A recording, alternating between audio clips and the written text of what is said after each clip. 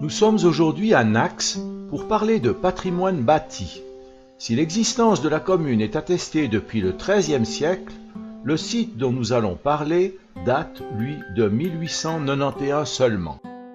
C'est M. Raymond Ebner, un vaillant retraité de 90 ans, qui va nous présenter l'histoire et le fonctionnement de la vieille scierie de Nax, lui qui fut très longtemps le guide touristique local, après avoir largement contribué à la restauration des lieux.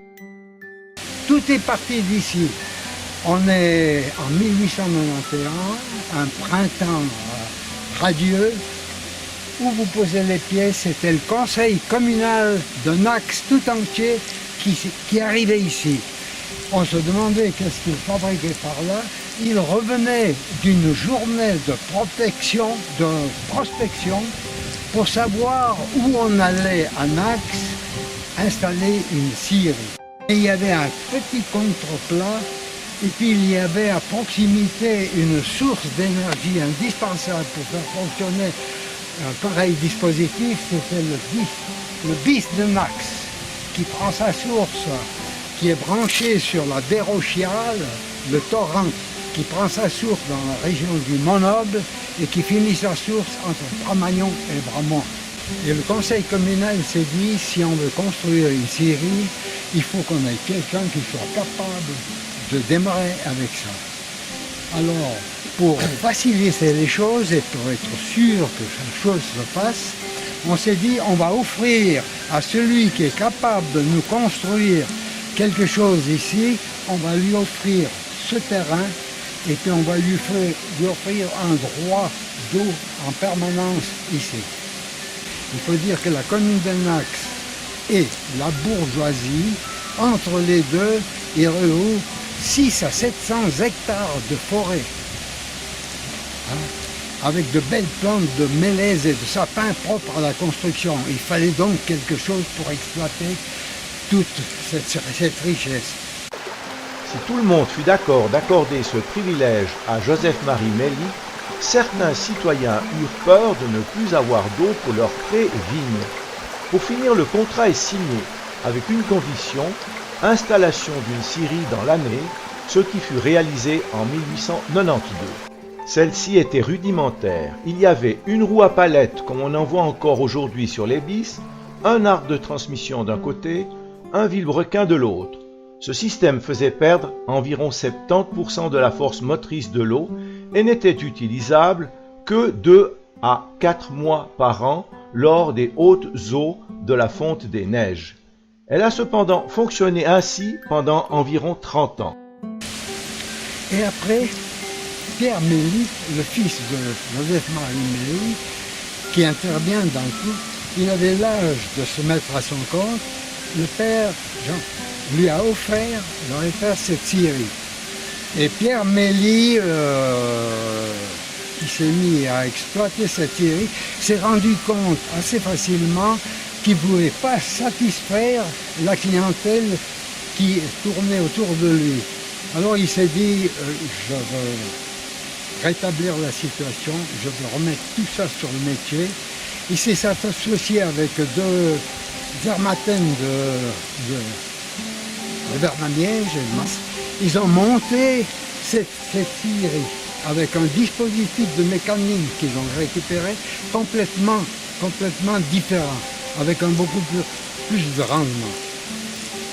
Il a commencé à exploiter cette scierie qui fonctionnait très bien, qui a satisfait toute la région dans les fournissements de poutres, plateaux, madriers et tout ça. Et il a fallu jusqu'en 1900, dans les années 50, il a travaillé ça jusqu'en 1950, 52, 53, jusqu'à l'arrivée d'un nouveau Mély qui s'est mêlé à la famille, c'est Fabien Mély. Il a pris en main cette scierie vraiment de main de maître.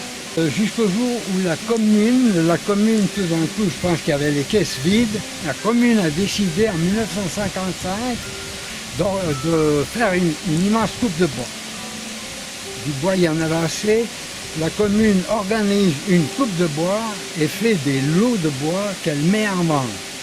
Et puis évidemment, Fabien Mély, il lui fallait le plus beau lot. Il a commandé le lot, mais je crois qu'il s'est planté un petit peu ce jour-là. Parce que quand on lui a amené ce lot ici, il y en avait tellement de ces billes qu'on voyait tellement l'entrée là. Voyez. Il a commandé un moteur électrique et il a installé un moteur électrique assez puissant qui représentait la puissance de la roue qu'on a là. Et puis avec son système-là, il a pu exploiter son bois l'été comme l'hiver. Hein. Fabien Mély a inventé la scierie hybride qui fonctionnait à l'eau et à l'électricité. Et on prétend même, mais ça c'est à confirmer, que la première voiture hybride japonaise est partie un petit peu de l'idée de Fabien Mély. Bon, c'est à confirmer. Fabien Mély a été un petit peu plus loin, surtout parce que il avait soif. Hein. Il avait souvent soif. Et puis la sciure en haut, ça séchait encore davantage du gosier. Ça lui a donné des idées. Et lui, il s'est dit, moi, je dois évacuer ces billes, je dois scier des plateaux. Je ne veux pas laisser cette scie arrêter. Alors il s'est dit, alors il a imaginé 2 petites butées sur le chariot porte-bille. Vous avez un chariot qui porte la bille, qui avance vers la scie. 2 petites butées. Une des butées, stop, vous verrez tout à l'heure, stop l'avancement automatique du chariot. Et puis la deuxième bille, la deuxième butée, déclenche, dévie l'eau sur l'extérieur. Alors tout d'un coup, il y avait... Alors avec ce système-là, lui il pouvait aller boire ses 3 décis à Nax, remonter, le plateau était scié, puis la scie était arrêtée. À la fin de sa carrière en 1985, pour les touristes, Fabien Mély décide de remettre l'installation dans son état antérieur, donc uniquement avec la force hydraulique. Cette scierie sera dorénavant ouverte au public. Enfin, en 1997, au décès de Fabien, c'est sa nièce Françoise Magny et son mari Armando qui sont les nouveaux propriétaires. Entre 2000 et 2001, on procède à une grande rénovation avec le soutien de l'État du Valais, de la commune de Nax et de la loterie romande. La roue que vous avez devant les yeux mesure 4,50 m de diamètre et 74 cm de large. Elle comporte 8 rayons et 40 godets. Autrefois, on avait une roue à palette qui faisait perdre une grosse partie de la force motrice de l'eau qui giclait en partie à côté. Elle a été remplacée par ces godets qui, en se remplissant d'eau au fur et à mesure, permettent la rotation du système. L'eau est amenée au-dessus de la roue grâce à un chenal en bois. Un clapet permet de diriger l'eau sur la roue ou de l'expédier en dehors du moulin. C'est ce que l'on constate maintenant lorsque le clapet est abaissé. Le jet d'eau va passer au-dessus de la roue et se déverser immédiatement dans le torrent. La roue s'arrête. Nous sommes maintenant dans la scierie. La mobilisation de ce levier va fermer le clapet du chenal en bois. L'eau va tomber sur la roue qui, en tournant, fait fonctionner la scie.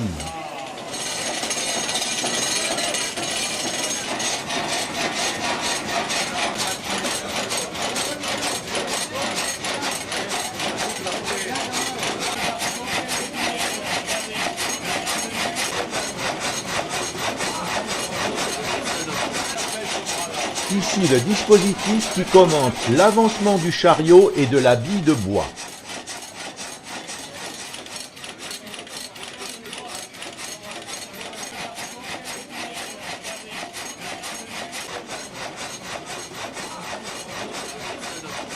La suite de la visite se passe dans les sous-sols, à observer la machinerie faite d'un train d'engrenage complexe qui permet d'augmenter la cadence d'un facteur de 15 ou 16 pour une vitesse de sciage optimale. La courroie de transmission a 12 mètres de long. on distingue bien le vilebrequin qui transforme un mouvement rotatif en mouvement de va-et-vient.